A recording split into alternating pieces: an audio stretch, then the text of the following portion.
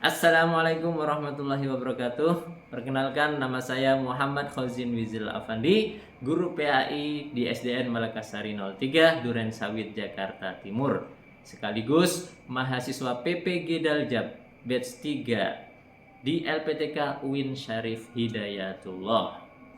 Dengan nomor induk mahasiswa 42500140802. Pada hari ini, Senin 13 Oktober 2025, saya akan melaksanakan praktik pembelajaran di SDN Malakasari 03 untuk uji kinerja pada kelas 6 dengan tema hukum halal dan haram. Selamat menyaksikan. Assalamualaikum warahmatullahi wabarakatuh.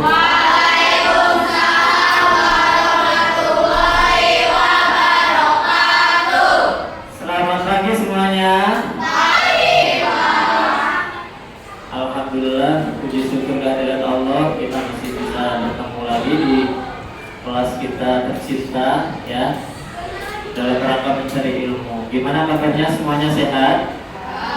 Sehat, alhamdulillah.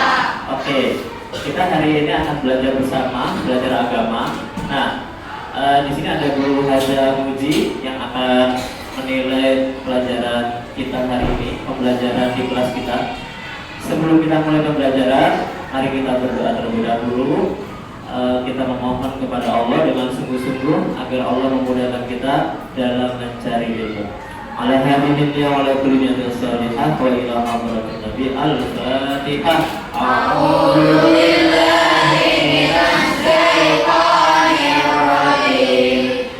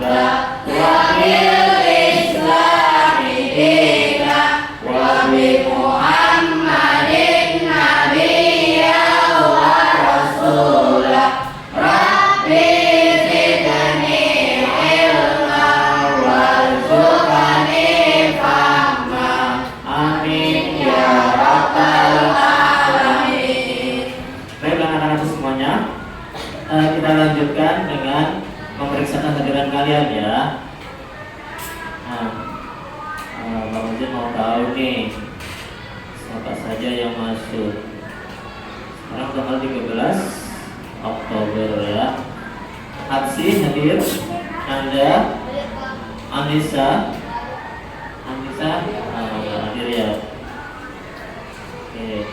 Arman hadir, Aufar tidak hadir, Bilkis tidak hadir juga, Danendra tidak hadir, Eri hadir, Fatia hadir, Gali hadir, Habibi hadir, kemudian Hamza hadir, Kirana hadir, Nalita hadir, Marcel, Maisa hadir, Zio, Raka, Kiantito, Sita, Nala, Ziza hadir. Baik, setelah kita memeriksa kehadiran, mari kita mulai pelajaran kali ini ya. Oke. Kali ini kita akan membahas tentang hukum halal dan haram. Nah, ini adalah pelajaran Siapa di antara kalian di sini yang sudah pernah dengar kata halal dan haram? Apakah arti halal dan haram itu? Siapa yang bisa jawab? Ya, halal artinya apa? Haram artinya apa? Boleh sih? Halal adalah segala sesuatu kegiatan yang diizinkan atau dibolehkan oleh syariat Islam untuk digunakan atau dilaksanakan. Oke, luar biasa, cukup bagus. Terima kasih Zio. Ada yang tahu apa artinya haram? Ya, boleh. Eri ya, silakan. Haram adalah sesuatu atau kegiatan yang tidak diizinkan, tidak dibolehkan, atau dilarang untuk digunakan atau dilaksanakan. Oke, bagus sekali. Jadi halal sesuatu yang diizinkan oleh syariat, sedangkan haram sebaliknya sesuatu yang dilarang atau tidak diizinkan. Nah, kita akan memperdalam lagi pelajaran ini bab tentang halal dan haram. Kita mulai dari definisinya terlebih dahulu. Tapi sebelumnya biar semangat nih, kita ice breaking dulu. Yuk, semuanya dipersilakan berdiri. Ayo silakan berdiri. Nah, ice breakingnya sangat mudah, ya. Tirukan. Pak Fajar akan memberikan contoh, kalian nanti menirukan ya. Jadi ice-breakingnya seperti ini. Buka tutup, buka tutup, bertepuk tangan. Buka tutup, buka tutup, tepuk tangan lagi. Digulung-gulung, digulung-gulung, sambil tersenyum, hihi. Digulung-gulung, digulung-gulung, lalu ketawa. Nah, bisa semuanya? Oke, kita mulai. 1, 2, 3. Buka tutup, buka tutup, bertepuk tangan. Buka tutup, buka tutup, tepuk tangan lagi. Digulung-gulung, digulung-gulung, sambil tersenyum, ini. Digulung-gulung, digulung-gulung, lalu ketawa. Kali lebih cepat. Buka tutup, buka tutup, buka tutup, buka tutup, tepuk tangan lagi. Digulung-gulung, digulung-gulung, sambil tersenyum, ini. Digulung-gulung, digulung-gulung, lalu ketawa. Oke, luar biasa. Tepuk tangan buat semuanya. Silakan dulu ya. Baik. Pak Fajar akan melanjutkan. Nah, tujuan pembelajaran bab ini adalah ketika kita sudah belajar nanti, kita harus bisa menjelaskan tentang definisi apa? Definisi halal dan haram. Yang kedua, kita bisa menyebutkan dasar hukum halal dan haram. Apa saja sih dasar-dasar hukum halal dan haram itu? Yang ketiga, kita bisa membuat paparan tentang hukum halal dan haram. Jadi kita nanti presentasi memaparkan apa sih hukum halal dan haram itu. Dan yang terakhir adalah kita harus menerapkan ketentuan halal dan haram di dalam kehidupan sehari-hari. Itu adalah goalnya atau tujuan utamanya. Nah, kita lanjutkan definisinya tentang halal dan haram. Kita mulai dari definisi umum. Definisi umumnya, halal itu apa sih? Segala sesuatu atau kegiatan yang diizinkan atau dibolehkan oleh syariat Islam untuk digunakan atau dilaksanakan. Nah, sedangkan haram sesuatu atau kegiatan yang tidak diizinkan, tidak dibolehkan atau dilarang untuk digunakan atau dilaksanakan. Ini definisi secara umum. Kemudian secara khususnya definisinya apa? Halal adalah segala sesuatu yang diperbolehkan oleh syariat Islam ya untuk digunakan, dikonsumsi atau dilakukan. Itu definisi halal. Sedangkan haram adalah segala sesuatu yang dilarang oleh syariat Islam untuk digunakan, dikonsumsi ataupun dilakukan. Jadi nggak boleh dilakukan, itu namanya sesuatu yang haram, ya. Nah, pernah nggak sih kalian menemui sesuatu yang haram di kehidupan kalian? Coba bisa ngasih contohnya nggak? Apa sih sesuatu yang haram menurut kalian? Contoh makanan saja atau minuman. Coba, boleh angkat tangan. Makanan yang diharamkan, contohnya seperti apa? Ya, boleh yang Bibi. Apa? Hah? Yang kencang suaranya. Babi, bagus. Daging babi itu tidak boleh dimakan. Itu hukumnya haram, ya, diharamkan bagi umat Islam. Nah, contohnya luar biasa keren. Sekarang ada nggak minuman yang diharamkan? Ada, boleh? Apa? Alkohol, bagus, ya. Kemudian selain makanan dan minuman itu ada perbuatan juga yang tidak boleh dilakukan. Contohnya bisa apa? Apa? Berzina, ya, itu sangat-sangat dilarang, ya. Itu merupakan perbuatan yang mengakibatkan dosa yang sangat besar.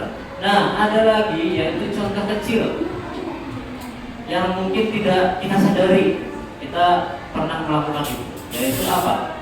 Membuang sampah sembarangan. Itu termasuk perbuatan yang halal apa haram? Haram. Nah, itu adalah contoh-contoh antara halal dan haram. Sekarang kita harus tahu nih bagaimana sih cara menentukan sesuatu itu halal dan haram. Kita itu harus ngambil dasarnya dari mana, ya? Nah, ada yang sudah tahu? Kita mengambilnya dari yang pertama, dasar hukum halal dan haram itu diambil dari Al-Quran. Al-Quran itu adalah sumber hukum utama dalam ajaran Islam. Segala yang dihalalkan dalam Al-Quran, maka dia pasti hukumnya halal. Sedangkan yang diharamkan oleh Al-Quran, maka dia pasti haram. Ya, jadi Al-Quran itu menjadi acuan utama kita untuk menentukan halal dan haram. Ya. Kemudian ada hukum yang kedua.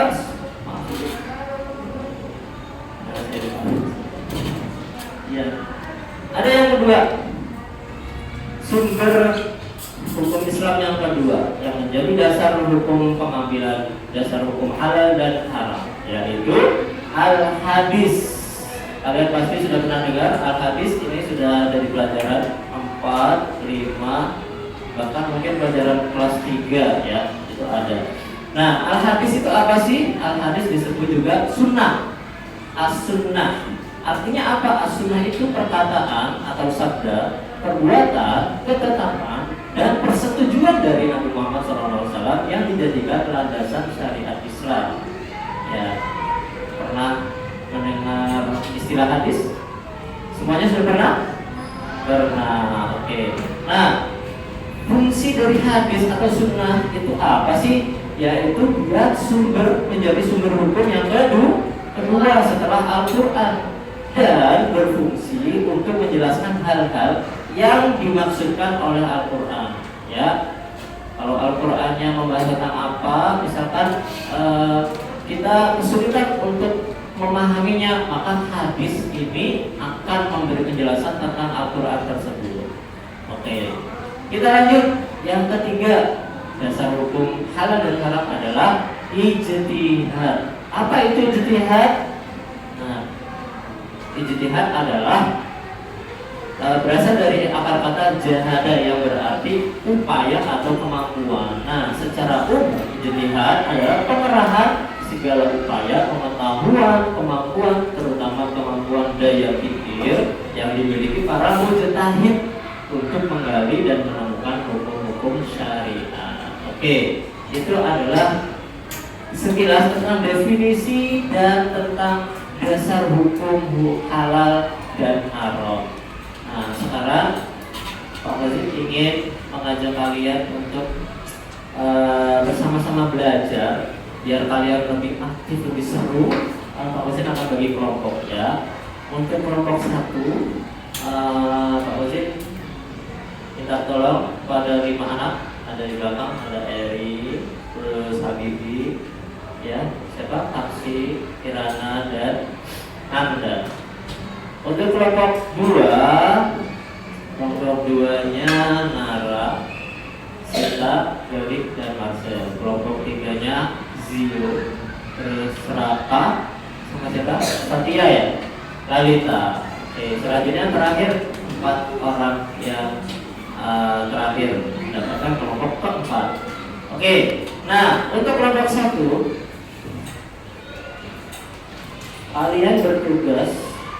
kalian mendapatkan tugas untuk presentasi tentang sebab-sebab halal dan haram.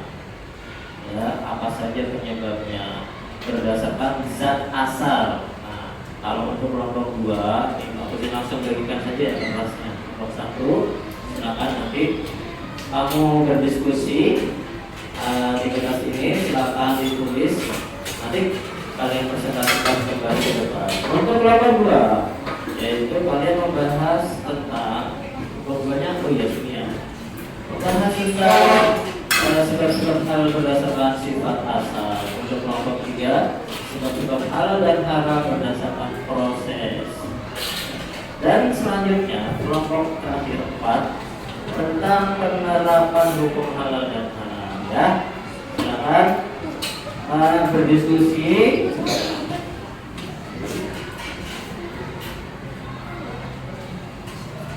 Oke, untuk kelompok 2 ini nanti tentang sifat asal ya, sebab-sebab sifat asal. Nanti kamu tulis aja nih, ada surat atau ayat beberapa yang menjelaskan tentang sesuatu yang diharapkan. Kamu tulis saja nama suratnya sama ayatnya. Ya. Nah, kemudian bisa tulis nama suratnya aja ya.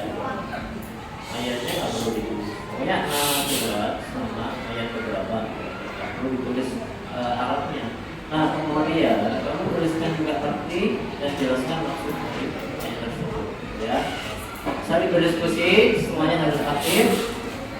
Wajib kasih waktu kurang lebih 10 menit. Ya. Jadi waktunya tidak lama, gunakan, manfaatkan dengan baik. Oke.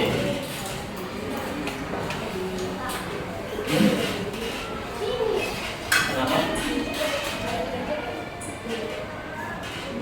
Lihat buku, ya nggak apa-apa. Kan itu kertasnya ada di Anda ya. Silakan kalau kamu mau berdiskusi dulu, nanti ditulis apa yang berada di sini ya.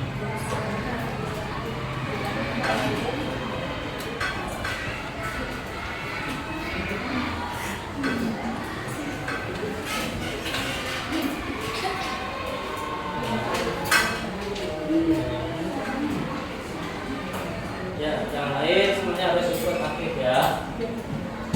Bantu temannya, ada yang bertugas menulis, ada yang bertugas mencarikan penjelasannya. Kalau saya silakan nomor maju. Untuk kelompok 1. Ya, boleh tepuk tangan dulu untuk kelompok 1. Boleh di sini.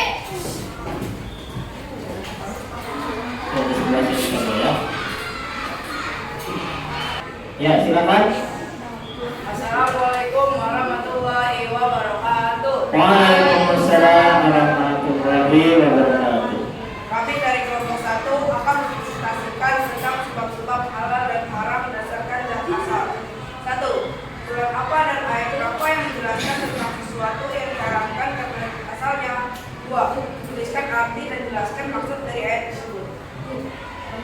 Ayat yang menjelaskan tentang sesuatu yang diharapkan karena zat asalnya adalah surat Al-Baqarah ayat 173.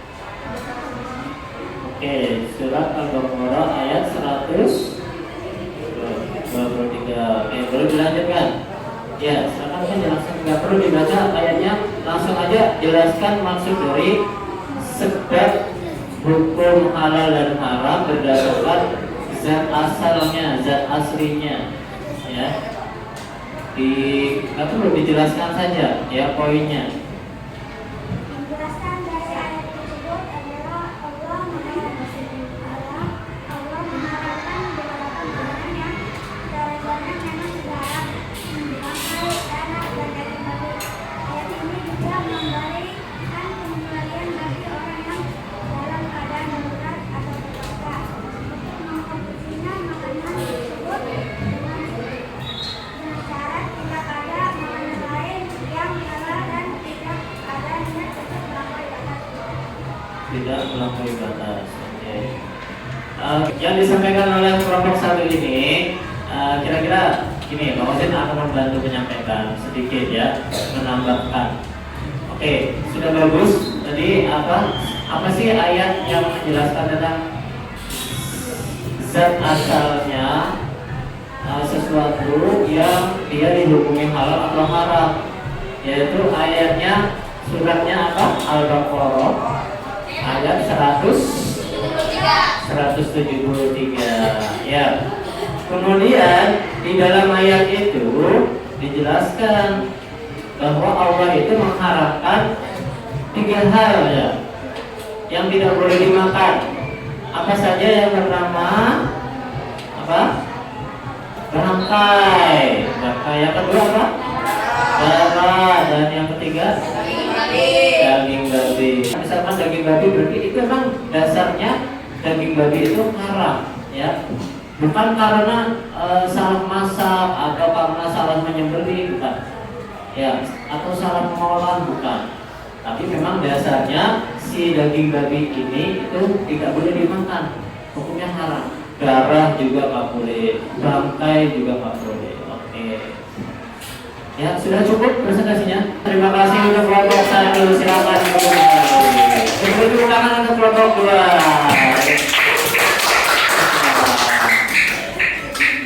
Kami dari kelompok 2 ingin mempresentasikan tentang sebab-sebab halal dan haram berdasarkan sifat asal. 1. Surat dan ayat yang menjelaskan tentang sesuatu yang diharamkan karena sifat asalnya, yaitu surat Al-Isra ayat 35 dan surat Al-Baqarah ayat 219. Tapi dalam sejari surat Al-Isra ayat 10 yaitu dan janganlah kamu mendekati zina. Zina itu suatu perbuatan dan suatu jalan maksud dari ayat ini adalah menjelaskan bahwa semuanya biar paham. bukan karena sifatnya yang menjadi dan mendesak. Nah, kalau saya ingin menambahkan saja sedikit. Jadi yang disampaikan oleh kelompok 2 ini tadi sudah bagus ya, yaitu tentang sebab-sebab yang berdasarkan sifat aslinya. Ya, jadi bukan karena sesuatu itu haram berdasarkan zatnya, tapi dia karena berdasarkan sifat aslinya. Contohnya apa? Contohnya judi. Kamu makan. Nah, di sini ada keterangannya ya, penjelasannya. Perbuatan sifat asli.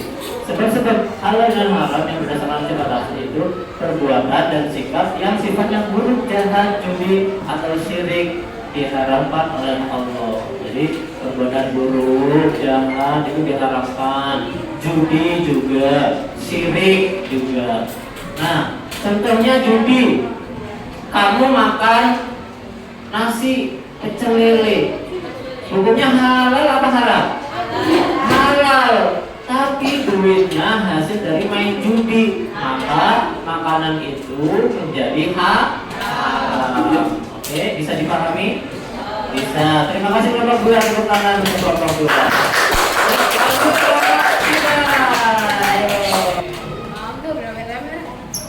Tepuk tangan dulu dong. Kelompok 3. Disebabkan oleh prosesnya ada 3, yaitu 1 proses pembuatan, 2 proses pengerjaan, 3 cara mendapatkannya. Jelaskan maksud dari masing-masing proses tersebut. 2. Proses pembuatan adalah selain proses pembuatan yang harus diperhatikan cara mendapatkan sesuatu yang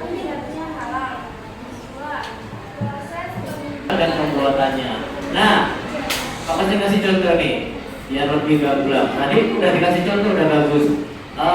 Kita bakar ikan gurame nih. Ikan gurame boleh dimakan? Halal? Halal. Tapi ternyata dibakarnya di tempat pembakaran bekas bakar daging babi. Nah, maka otomatis gurame itu menjadi haram. Atau masaknya satu wajan, tahu wajan kuali? Ya, kualinya bekas masak daging babi, minyaknya bekas goreng daging babi, terus dipakai goreng gurame, maka otomatis guramenya juga haram. Nah, itu adalah cara mengolah, cara membuat makanan itu harus diperhatikan prosesnya gimana. Oke. Terus cara mendapatkannya juga harus diperhatikan. Jangan sampai mendapatkan ayam goreng dari hasil nyuri di warung warteg ya. Nah, itu hukumnya haram.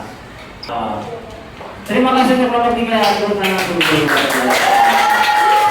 Dan terakhir kelompok 4, yuk semangat ya kelompok 4. Dikasih apa? Dikasih W, kasih O, kasih W. Wow. Assalamualaikum warahmatullahi wabarakatuh. Waalaikumsalam warahmatullahi wabarakatuh. Kami dari kelompok 5 akan mempresentasikan tentang menerapkan hukum halal dan haram. Penerapan hukum halal dan haram dibagi menjadi 3 hal, yaitu penerapan dalam sikap, penerapan dalam perilaku, dan penerapan dalam kondisi. Berikut penjelasan dan contoh tentang penerapan hukum halal dan haram. 1. Penerapan dalam sikap berarti menggunakan prinsip-prinsip syariat Islam dalam setiap tindakan dan perilaku sehari-hari, bukan hanya terbatas pada makanan dan minuman saja.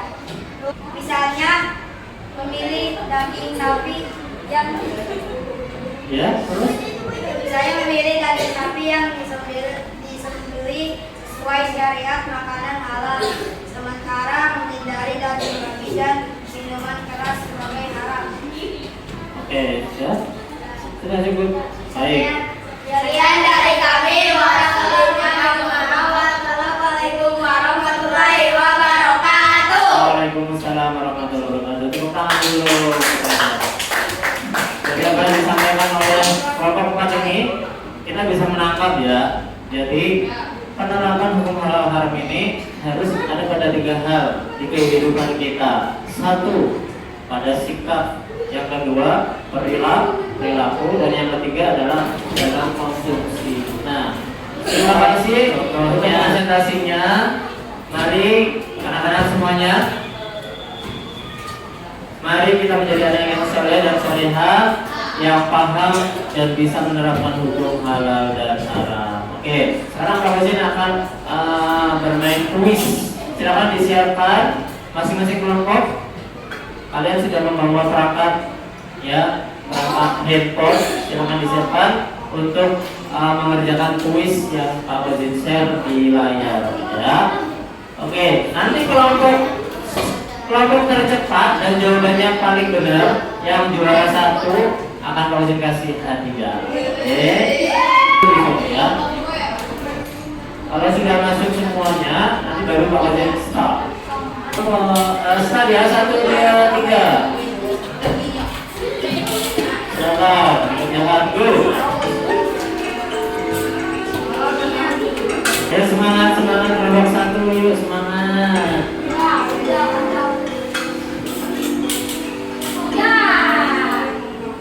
Ya, yang berada di posisi kedua adalah kelompok 4. Nah, tunjuk. Gimana, seru nggak? Oke, kita akhiri dulu ya. Yes. Tada, ya, satu kelompok 2. Nah, ada kasus. Konon sebuah restoran dikabarkan membeli daging sapi yang mati tertabrak. Daging tersebut diolah dengan baik di tempat yang bersih, alat modern, dan juru masak yang ahli. Kata guru ngajiku, daging tersebut ya tetap haram bagi umat Islam. Karena apa? Ayo. Karena zat asalnya memang haram, dia termasuk ke dalam kategori kan 3 hal yang diharamkan zatnya. Ada bangkai, ada darah, ada daging babi. Nah, dia masuk ke kategori mana nih? Bangkai, benar. Hewan yang matinya bukan baik. Kita akhiri. Kira-kira kesimpulan dari pelajaran hari ini apa? Apa? Nggak tahu. Apa? Kesimpulan dari pelajaran hari ini apa? Kita oke. Menerapkan apa? Halal dan haram, harus makan yang halal. Iya, apa? Harus apa? Menghindari yang haram.